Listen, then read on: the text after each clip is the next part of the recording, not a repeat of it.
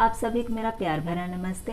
आपके अपने channel natures gift में मैं इंदु आप सभी का स्वागत करती हूँ। कैसे हैं आप सब लोग? उम्मीद है कि ठीक होंगे और अच्छी तरह से अपना ख्याल भी रख रहे होंगे।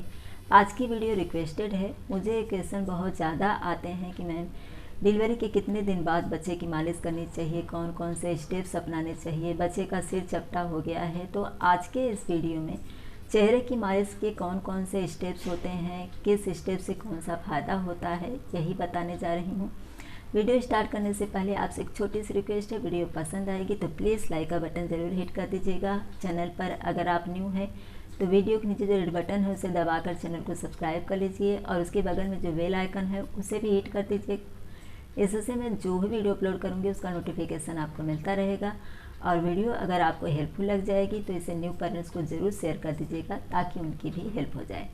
सबसे पहले मैं अपने सभी व्यूअर्स और सब्सक्राइबर से क्षमा चाहती हूँ क्योंकि मेरे वीडियोस बहुत देरी से आ रहे हैं। इसकी वजह ये है कि मेरी मम्मी की तबीयत थोड़ी ठीक नहीं है, जिसकी वजह से मैं मेंटली डिस्टर्ब हो जाती हूँ और डिस्टर्ब हो जाने की वजह से बाद में मुझे बहुत थकावट फील होती है और मैं वीडियो अपलोड करने की हालत में ही नहीं रह जाती हूँ। आई होप कि आप लोग मेरी समस्या को समझेंगे। तो चलिए फटाफट आज की वीडियो स्टार्ट करते हैं। बच्चे के चेहरे की मालिश और पूरे शरीर की मालिश बेहद ज़रूरी होती है क्योंकि जब बच्चा जन्म लेता है उस समय उसके जो बोन्स, उसके मसल्स होते हैं वो बहुत नाजुक होते हैं। कभी कभी क्या होता है कि कुछ बच्चों के पार्ट यानी कि बच्चों के कुछ जो बॉडी पार्ट होते हैं वो ऐसे होते हैं जिससे मालिश से हम उसमें सुधार ला सकते हैं। जैसे कि मैं एग्जांपल के तौर पर आपको बता दूं कि मेरा बेटा जब बोर्न हुआ था उसमें उसकी आँख यहाँ से थोड़ी सी स्किन इस तरह से ऐसे जुड़ी हुई थी। तो जब 5 दिन के बाद मैं हॉस्पिटल से घर पर आई तो मेरी दीदी ने मुझसे कहा कि मालिश ऐसे करते समय इस तरह से कर करके तुम जब मालिश करोगी तो उसका ये स्किन जो है वो बराबर हो जाएगा। और हुआ भी ऐसा ही। 10-15 दिन के बाद की उसकी फ़ोटो है, लेकिन तब तक शायद उसका ये जो है क्लियर हो गया है। तो मैं आपको फ़ोटो तो उसका नहीं दे पाऊँगी, लेकिन बाद में जब उसका क्लियर हो गया है तब की फ़ोटो है मेरे पास में और बर्थ के समय की तुरंत की फ़ोटो नहीं है।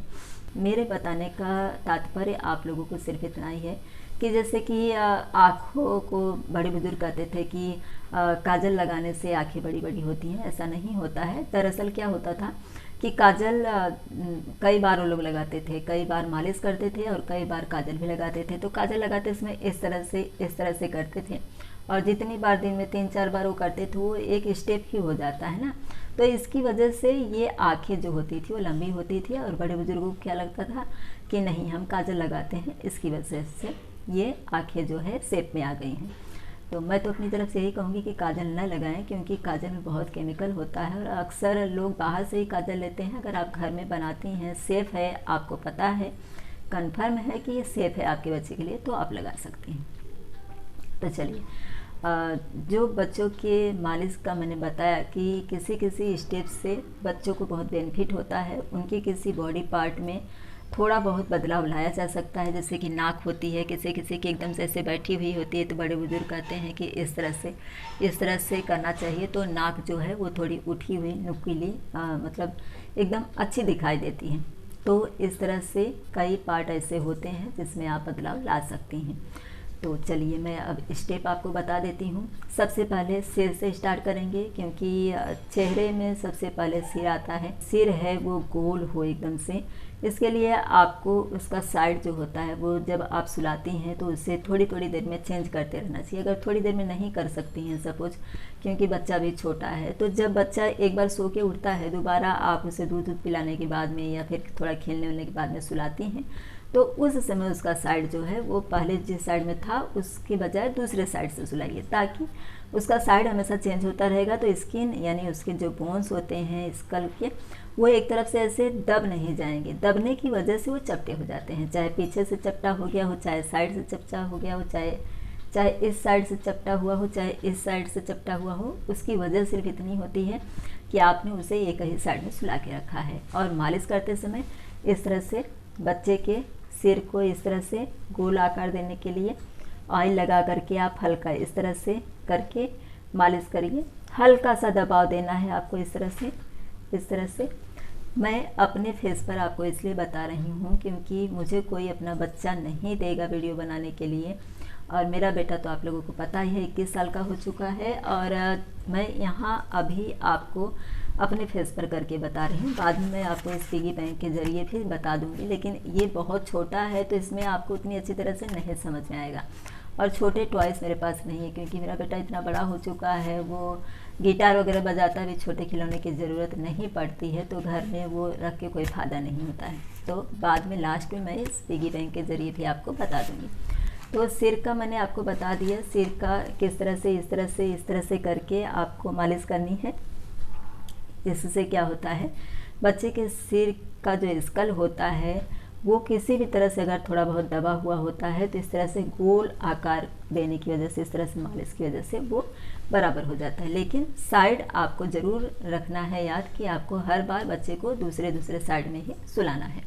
अब उसके बाद आता है सेकेंड स्टेप जो होता है वो फोरहेड, यानी कि ये जो माथा होता है बच्चों का वो चौड़ा होना चाहिए एकदम से।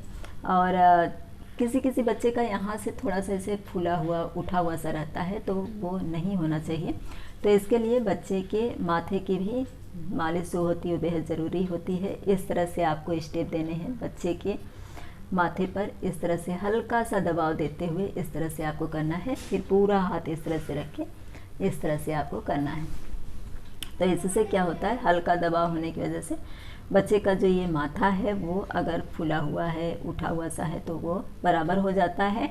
और इस तरह से करने से स्किन जो होती है वो ब्रॉड होती है यहाँ की, यानी चौड़ी होती है, और बच्चे का जो माथा होता है वो चौड़ा दिखाई देता है। उसके बाद आता है आईब्रो की बारी।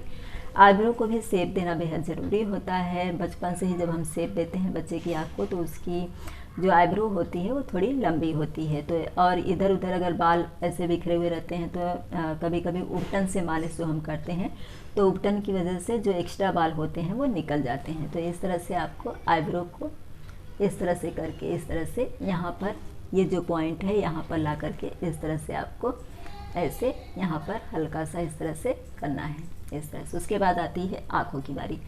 आँखों को भी रिलीफ होना बेहद ज़रूरी है। और जो डार्क सर्कल वगैरह आते हैं, वैसे बच्चों को तो नहीं आते हैं, लेकिन फिर भी आँखों की भी मालिश बेहद ज़रूरी होती है। हल्का सा ऑयल इस तरह से लेकर के आपको इस तरह से ऐसे राउंड ऐसे करना है। इस तरह से ध्यान रखें, अगर बच्चा उसमें रोता है तो न करें, क्योंकि ज़्यादा रोएगा तो उससे तकलीफ़ हो जाएगी, आपके नाखून वगैरह लग सकते हैं। नाखून ज़रूर काट करके रखिए जब आप बच्चे की मालिश कर रही हैं।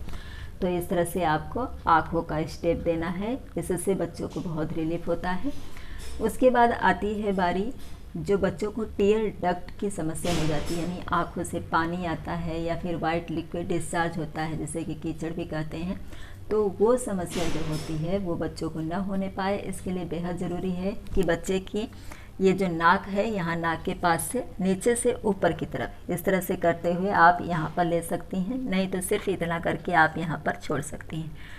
सिर्फ इतना करके आप यहाँ पर छोड़ सकती। दोनों अंगूठे यानी दोनों थंब का इस्तेमाल करना है आपको, और थोड़ा हल्का सा दबाव देना है, एकदम जोर से दबाव नहीं देना है। इससे क्या होता है, जो टीयर डक्ट होता है वो ओपन हो जाता है। इसकी वजह से बच्चों में आँख से पानी आना और जो लिक्विड निकलता है वो समस्या नहीं होती है। तो इस तरह से करना है। और इसी समय अगर आप चाहें तो अगर बच्चे की नाक आपको ज़रा सा भी ऐसे बैठी हुई इस तरह से ऐसे दिखाई देती है, या फिर वैसे भी, क्योंकि वैसे भी बच्चों के नाक के पास में इस एरिया में मालिश की जाती है, तो आपको इस तरह से हल्का सा उठा के ऐसे इस तरह से हल्का सा ऐसे करना है, इस तरह से हल्का सा ऐसे करना है। और फिर यहाँ पर जो टीयर डक्ट ओपन करना है इस तरह से, यानी हल्का सा इस तरह से आपने किया और फिर टीयर डक्ट के लिए यहाँ पर आपने ऐसे कर दिया। तो ये हो गया। और उसके बाद में फिर आता है गाल, यानी गाल जो होते हैं बच्चों के फूले फूले होने चाहिए, काफ़ी अच्छे दिखते हैं बच्चे। और वैसे भी जब बच्चे छोटे रहते हैं तो उनके गाल फूले ही रहते हैं, लेकिन फिर भी उस पर थोड़ी शाइनिंग आ जाती है। और बच्चों के गाल की भी मालिश ज़रूर करनी चाहिए, इससे उनके जबड़ों में भी मजबूती आती है। तो इस तरह से आपको थोड़ा हल्का सा उठाते हुए इस तरह से हल्का सा पूरा अपना हाथ उस पर करिए, ऐसे एकदम हल्के हाथ से करिएगा, नहीं तो बच्चे को फिर गुस्सा आ जाती है। और ऑयल जो है वो हर जगह इस तरह से लगा करके रखिए, और अपने हाथ में भी थोड़ा ऑयल लगा करके रखिए, ताकि आसानी से आपका हाथ जो है वो फिसले और बच्चे की स्किन को बिल्कुल भी तकलीफ़ न होने पाए। तो इस तरह से आपको हल्का सा इस तरह से करके ऐसे करना है। उसके बाद आता है अपर लिप्स। अपर लिप्स यानी ओठ और नाक के बीच का जो ये एरिया है, यहाँ पर कभी कभी क्या होता है बच्चों को थोड़ा सा उठा हुआ रहता है, जैसे कि माथे का मैंने बताया था, तो थोड़ा सा उठा हुआ रहता है। तो इस तरह से आपको इस तरह से हल्का सा ऐसे ऐसे दबाव दे के करना है। इससे फ़ायदा ये होता है कि बच्चों के जो मसूड़े होते हैं, यहाँ पर गम्स होते हैं उनके, उसमें अगर किसी तरह का कोई दर्द है तो उससे भी रिलीफ होता है, प्लस मसूड़ों भी मजबूती में मदद मिलती है उसमें। तो इस तरह से आपको करना है। और अगर ये सूजन है यहाँ पर फूला फूला सा हुआ है तो वो बराबर ऐसे हो जाता है। इस तरह से भी कर सकती हैं और इस तरह मतलब थंब से, दोनों अंगूठों से भी कर सकती हैं। उसके बाद में चाहें तो आप इस तरह से भी कर सकती हैं। ये 2 उंगली का इस तरह से इस्तेमाल करिए, हल्का सा दबाव देते हुए इस तरह से करना है। बच्चे को शायद एक ही उंगली आए, क्योंकि हमारा थोड़ा इस तरह से बड़े लोगों का ऐसे हो जाता है, लेकिन बच्चे को शायद एक ही उंगली आए, तो इस तरह से करिए, नहीं तो फिर अंगूठे से करिए। उसके बाद आता है चिन की बारी। तो चिन की भी मालिश बेहद ज़रूरी होती है। तो इस तरह से आपको इस तरह से पूरा हाथ लगाते हुए इस तरह से करना है और फिर इस तरह से करना है, इस तरह से आपको चिन की मालिश करनी है। उसके बाद कान की भी मालिश करिए। कान चूँकि यहाँ पर कभी कभी क्या होता है मैल भी जमी रहती है, या फिर स्किन जो है थोड़ी बहुत इधर उधर रहती है, तो इस तरह से ऑयल अंगूठे में लगा करके आपको हल्का इस तरह से यहाँ पर ऐसे ऐसे मालिश करनी है और फिर हल्का सा ऐसे इस तरह से करना है। कान के पीछे जो ये पार्ट होता है, यहाँ पर देखिए, यहाँ पर अक्सर स्किन जो होती है, किसी किसी बच्चे के यहाँ पर थोड़े हल्के दाने जैसे निकल आते हैं लाल लाल, तो आपको हल्का सा ऑयल लेकर करके हल्का से इस तरह से करना है और थोड़ा देर इसे इस तरह से करके रखना है ताकि यहाँ पर हवा जा सके। और उसके बाद जब आप बच्चे को बाथ देती हैं तो आप ध्यान रखिए कि यहाँ का ऑयल अच्छी तरह से निकल जाना चाहिए। जो शैम्पू वगैरह या फिर जो बेबी सोप आप इस्तेमाल करती हैं, उसे हल्का सा इस तरह से करके ऐसे ऐसे लगा करके फिर पानी से ऐसे धो दीजिए और एकदम सॉफ्ट कॉटन के कपड़े से अच्छी तरह से इसे सुखा दीजिए इस एरिया को, ताकि यहाँ पर किसी भी तरह का कोई सड़न न हो। क्योंकि बहुत से बच्चों में ऐसा देखा गया है कि स्किन यहाँ की चिपकी होने, क्योंकि हवा नहीं लगती यहाँ पर, यहाँ की स्किन पे, तो बहुत से बच्चों को यहाँ पर सड़न सी हो जाती है। तो इस बात का जरूर ध्यान रखिए। अब उसके बाद आते हैं नेक की बारी। नेक को भी आपको सुडौल बनाना है। नेक बच्चे की थोड़ी सी लंबी होनी चाहिए और कभी कभी लोग कहते हैं ना कि सुराहीदार नेक अच्छी लगती है। तो इस तरह से अगर बच्चे की नेक जो है वो आपको बैठी हुई दिखाई देती है, तो इसके लिए एक प्रोसेस है जो मैंने अपने चैनल पर एक सेपरेट वीडियो उसके लिए दिया हुआ है, तो आप चेकआउट करके उसे देखिएगा। किस तरह से बच्चे की अगर जो ये गला है वो अगर बैठा हुआ है यानी छोटा गला है, तो आप क्या कर सकती हैं जिससे कि बच्चे के गर्दन को थोड़ा लंबा किया जा सके। तो मैं उसका लिंक आपको नीचे डिस्क्रिप्शन बॉक्स में दे दूँगी। हाँ, तो अब बात आती है मालिश की। तो आपको इस तरह से करके इस तरह से हल्का सा ऐसे हल्का सा करके इस तरह से करना है, ताकि ये जो स्पेस होता है, ये गले का जो एरिया होता है वो थोड़ा लंबा हो सके, यानी यहाँ के बोन्स जो है उनमें थोड़ी सी लंबाई आ सके और बच्चे को इससे रिलीफ भी होता है। गर्दन जो है उससे आज ही मुझे एक क्वेश्चन आया है कमेंट कि मैम बच्चे की गर्दन कब तक संभलेगी। तो संभलने के लिए बेहद ज़रूरी है कि आप उसके बोन्स, उसके मसल्स को मजबूती दीजिए। और मजबूती देने के लिए बेहद ज़रूरी है कि आप मालिश भी करिए और उसके साथ ही जब आप मालिश कर रही हैं या फिर कर चुकी हैं, जब भी आप बच्चे को गोद में लेती हैं, जब तक कि बच्चा एकदम से न्यू बॉर्न है, तो आपको इस तरह से हाथ लगा करके लेना है ताकि जल्द से जल्द उसके यहाँ के जो मसल्स हैं उनमें मजबूती आ सके। और फिर जब आप बच्चे को लेंगे तो बच्चा अपने सिर को खुद ही संभालने लगेगा, यानी उसकी गर्दन जो है वो सीधी हो जाएगी। तो इसके लिए बेहद ज़रूरी है मालिश। और जब आप बच्चे को लेती हैं तो दोनों हाथ पीछे से इस तरह से लगा करके लीजिए। तो चलिए, ये तो हो गए सारे स्टेप्स, यानी पहले सिर का, फिर फोरहेड, फिर आईब्रो, फिर आँखें, फिर टीयर डक्ट, नोज़, गाल और अपर लिप्स, फिर उसके बाद में चिन और उसके बाद में गर्दन और फिर कान। ये हो गए पूरे फेस की मालिश के स्टेप्स और उससे कौन कौन से फ़ायदे होते हैं। एक क्वेश्चन जो सबसे ज़्यादा आता है कि कितने दिन बाद मालिश शुरू करनी चाहिए डिलीवरी के। तो डिलीवरी के बाद अगर जब तक आप हॉस्पिटल में हैं तब तक बहुत से लोग हॉस्पिटल में भी करते हैं, लेकिन मैं यही कहूँगी कि आप घर पर आकर के करें, क्योंकि कभी कभी वहाँ पर डॉक्टर मना करते हैं। तो आप घर पर जब आ जाती हैं 5 दिन 6 दिन बाद, उसके बाद से आप हल्के हाथ से मालिश बच्चे की शुरू कर दीजिए।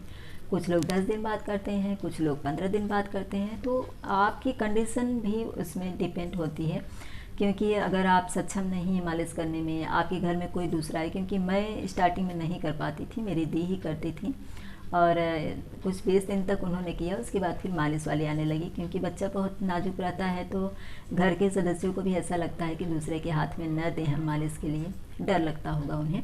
तो अगर आपके घर में कोई ऐसा मेंबर है जो मालिश कर सकता है तो डिलीवरी के 7-8 दिन बाद आप स्टार्ट कर सकती हैं। और अगर आपको स्वयं करना है मालिश तो फिर आप कंफर्टेबल होनी चाहिए कि आप खुद को संभाल सकें और फिर बच्चे को फिर मालिश कर सकें। तो आप अपने कंडीशन के अनुसार चलें, लेकिन 10 दिन ज़्यादा से ज़्यादा और 6-7 दिन कम से कम आप मालिश स्टार्ट कर सकते हैं। बच्चे का सिर एकदम गोल हो, उसके लिए बेहद ज़रूरी है कि डिलीवरी के बाद से आप जब भी बच्चे को सुलाएं तो हमेशा एक ही साइड न सुलाएं, बारी बारी से आप उसका साइड ज़रूर चेंज करिए।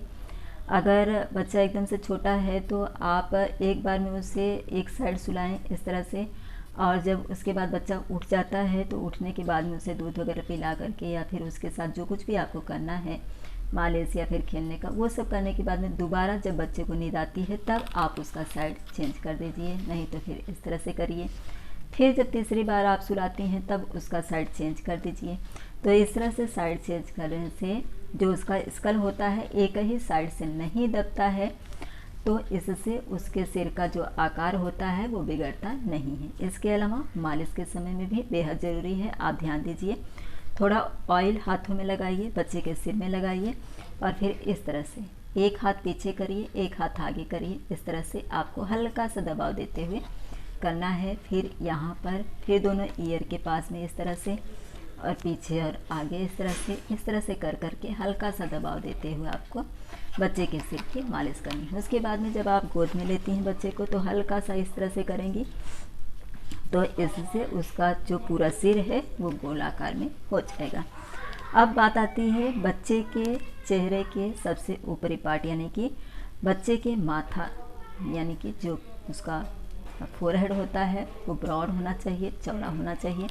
इसके लिए आपको इस तरह से अपनी 2 उंगली आती है अगर आपके बच्चे के फोरहेड पे, या फिर 4 उंगली आती है तो उसे इस तरह से करना है और हल्का सा दबाव देते हुए इस तरह से आपको बच्चे के चेहरे पर इस तरह से मालिश करनी है, हल्का सा, ताकि अगर बच्चे का माथा ज़रा सा भी उठा हुआ है तो वो बराबर लेवल में हो जाए और बच्चे का माथा जो है वो चौड़ा दिखाई दे। तो इस तरह से आपको करना है। फिर दोनों हाथ को इस तरह से रख के हल्का सा इस तरह से करना है, इस तरह से। उसके बाद आती है आईब्रो की बारी, यानी बच्चे की जो आईब्रो है वो भी थोड़ी लंबी और अच्छी दिखे, इधर उधर निकली हुई ना हो। अगर बच्चे को एक्स्ट्रा बाल हैं तो आप 2 या 3 महीने बाद में बच्चा जब थोड़ा सा मजबूत हो जाता है उस समय आप उबटन से मालिश करिए, जिससे कि बच्चे के एक्स्ट्रा बाल जो हैं वो निकल जाए। उबटन के लिए कैसे आपको तैयार करना है मैंने एक सेपरेट वीडियो अपने चैनल पर दिया हुआ है, उसका लिंक मैं नीचे डिस्क्रिप्शन बॉक्स में दे दूँगी, तो आप चेकआउट करके उसे देखिए। तो इस तरह से आईब्रो को इस तरह से करके आईब्रो को ऊपर से और नीचे से, एक उंगली ऊपर की तरफ एक उंगली नीचे की तरफ आईब्रो के इस तरह से करके हल्का सा यहाँ पर आपको करना है। उसके बाद आती है आइज़ की बारी, यानी आँखों को भी आपको मालिश करनी है। तो आपको इस तरह से करके ऊपर की तरफ से आप लीजिएगा ऐसे, इसे मैं थोड़ा इस तरह से करके दिखा दे रही हूँ आपको। इस तरह से आप जब बच्चे की मालिश करेंगी तो आपके लिए कंफर्टेबल होगा। ये पिगी बैंक है तो उतनी अच्छी तरह से नहीं बता पाऊँगी। तो इस तरह से बच्चे की आँख जो है इस तरह से करनी है आपको मालिश, इस तरह से करके हल्का सा इधर आप पॉइंट करिए, इस तरह से करके हल्का सा इधर पॉइंट करिए। अब बात आती है बच्चे का जो टीयर डक्ट होता है वो ओपन करने की बात। तो उससे क्या होता है, वहाँ पर जब आप नाक के पास में इस तरह से टीयर डक्ट ओपन करती हैं तो बच्चे की आँख में अगर पानी आता है या फिर वाइट जो लिक्विड होता है वो डिस्चार्ज होता है तो वो प्रॉब्लम नहीं होती है बच्चे को। तो इसलिए आप अगर चाहें तो नाकों को भी, अगर नाक जैसे किसी की एकदम से ऐसे बैठी हुई सी रहती है, चौड़ी रहती है, उसे आपको थोड़ी नुकीली बनानी है, उठी हुई नाक हो, सुडौल हो, तो इसके लिए आपको दोनों स्टेप साथ में लेने हैं, जैसा कि मैंने आगे अपने चेहरे पर आपको करके बताया है। तो इस तरह से हल्का सा नाक को ऐसे ऐसे करिए और हल्का सा ऊपर की तरफ इस तरह से हल्का सा ऊपर की तरफ करते हुए फिर यहाँ पर हल्का दबाव देते हुए टीयर डक्ट को ओपन कर दीजिए। यहाँ पर नाक को इस तरह से करिए, ऊपर की तरफ ऐसे करिए, फिर हल्का सा दबाव देते हुए टीयर डक्ट को ओपन कर दीजिए। तो इस तरह से नाक भी ऊपर की तरफ नुकीली हो जाती है, लंबी हो जाती है, बैठी हुई नहीं रहती है, और बच्चे का टीयर डक्ट जो है वो भी ओपन हो जाता है, और बच्चे की आँख में से पानी आने की समस्या नहीं होती है, लिक्विड आने की समस्या नहीं होती है। उसके बाद आता है गाल, यानी कि बच्चे का जो चिक है उसे अच्छी तरह से एकदम फूला फूला सा बनाने के लिए, चमकीला बनाने के लिए, तो आपको हल्का सा ऑयल लगा करके बच्चे के गाल को इस तरह से ऊपर की तरफ उठाते हुए ऐसे हल्का सा, अगर पूरा हाथ ऐसे यूज करेंगे तो ज़्यादा बेहतर होगा, इस तरह से ऐसे ऐसे करके ऊपर की तरफ करिए। उसके बाद आता है अपर लिप्स, ओठ और नाक के बीच का जो एरिया होता है, यहाँ पर हल्का सा इस तरह से दोनों थंब यानी दोनों अंगूठों की सहायता से ऐसे ऐसे हल्का सा इस तरह करिए, और आपकी दोनों फिंगर अगर आती है तो इस तरह से करके हल्का सा इस तरह से करिए। इससे क्या होता है, बच्चे के जो गम्स होते हैं उनमें मजबूती भी आती है। बच्चे के गम्स में अगर किसी तरह का कोई दर्द है या फिर गम्स में थोड़ा सूजन है तो उसमें भी बच्चे को आराम मिलता है। और यहाँ का एरिया यानी जो अपर लिप्स है वहाँ का एरिया जो है वो थोड़ा फूला हुआ सा है, तो फिर वो भी लेवल में आ जाता है, तो इससे बच्चे का चेहरा जो है वो आकर्षक दिखाई देता है। इसके बाद आता है चिन की बारी। जो चिन होता है उसकी भी आपको मालिश करनी, हल्का सा चिन के पास में यानी ठोड़ी के पास में हल्का सा इस तरह से दबाव दे करके इस तरह से आपको दोनों अंगूठे से इस तरह से करना है, और फिर अपने दोनों हाथों से इस तरह से मालिश करनी है। ऑयल आपको पहले भी फेस पर इस तरह से सब जगह लगा लेना है, और बाद में अपने हाथों में भी इस तरह से ऑयल लगा करके तो ही हर एक स्टेप को आपको करना है। अब उसके बाद आती है कान की बारी। कान जो होते हैं वहाँ पर अगर किसी तरह की कोई मैल वगैरह है तो उसे आप हल्का सा इस तरह से क्लीन कर दीजिए। अपने हाथों में ऑयल लगा करके वहाँ पर जो इस तरह से डिजाइन सा बना होता है कान में, वहाँ पर आप हल्का हल्का इस तरह से कर दीजिए। कान के पीछे का जो पार्ट होता है यानी सिर और कान के बीच जो धारी होती है वहाँ पर भी आपको हल्का सा इस तरह से ऑयल लगा देना है, और थोड़ा ऐसे करके रखना है ताकि वहाँ पर हवा लग जाए। और बाथ देते समय भी आपको ध्यान देना है कि हल्का सा साबुन इस तरह से लगा करके, या शैम्पू जो कुछ भी आप यूज करती हैं बच्चे के लिए, तो हल्का सा इस तरह से लगा करके आपको हल्का सा पानी डाल करके वहाँ पर क्लीन कर देना है। और जब आप बच्चे को पोंछती हैं, उसका पानी सुखाती हैं, उसमें एकदम सॉफ्ट कॉटन के रुमाल से हल्का सा इस तरह से थपथपा करके आपको ये एरिया सुखा लेना है। अगर हो सके तो आप वहाँ पर पाउडर लगाइए, और बेबी पाउडर ही यूज करिएगा, बेबी सोप यूज करिएगा, बेबी ऑयल यूज करिएगा। तो यहाँ पर ध्यान रखिए, अगर दाने दाने जैसे हो जाते हैं तो आपको वहाँ पर विशेष ध्यान रखना होता है, उसकी अच्छी तरह से देखभाल करनी होती है। इसके लिए एक सेपरेट वीडियो मैंने दिया हुआ है, उसका लिंक मैं नीचे डिस्क्रिप्शन बॉक्स में दे दूँगी, तो आप चेकआउट करके उसे ज़रूर देखिएगा। इसके बाद आती है गर्दन की बारी। किसी किसी बच्चे का गर्दन जो होता है वो बैठा हुआ सा रहता है, तो अच्छा नहीं दिखता है, हाइट भी थोड़ी कम दिखती है। तो किस तरह से आपको बच्चे की गर्दन को सुडौल बनाना है, थोड़ी लंबी बनाना है, तो आपको इस तरह से गर्दन के दोनों तरफ यानी आगे और पीछे दोनों तरफ इस तरह से करके हल्का सा इस तरह से हल्का सा दबाव देते हुए ऊपर की तरफ ले जाना है। फिर ऐसे राउंड राउंड भी करना है हल्के हाथों से ऑयल लगा करके। इससे बच्चे की जो गर्दन होती है, उनके जो मसल्स होते हैं, उसके जो बोन होते हैं, उनमें मजबूती आती है, प्लस थोड़ी गर्दन को लंबी करने में भी मदद मिलती है। गर्दन को लंबी करने के लिए एक अच्छा खासा प्रोसेस होता है, उसका सेपरेट वीडियो मैंने अपने चैनल पर दिया हुआ है, उसका लिंक मैं आपको नीचे डिस्क्रिप्शन बॉक्स में दे दूँगी, तो आप चेकआउट करके उसे ज़रूर देखिएगा। आई होप कि बच्चे के चेहरे की मालिश के कौन कौन से स्टेप्स होते हैं, उसके कौन कौन से फ़ायदे होते हैं, ये समझने के लिए ये वीडियो आपके लिए ज़रूर हेल्पफुल होगी। वीडियो पसंद आई होगी तो लाइक कर दीजिएगा, चैनल को सब्सक्राइब और वीडियो को ज़्यादा से ज़्यादा शेयर कर दीजिएगा, ताकि जो न्यू पेरेंट्स होते हैं उनकी भी हेल्प हो जाए। इसी तरह एक नए टॉपिक के साथ अगले वीडियो में फिर से मिलेंगे। वीडियो देखने के लिए आप सभी का धन्यवाद।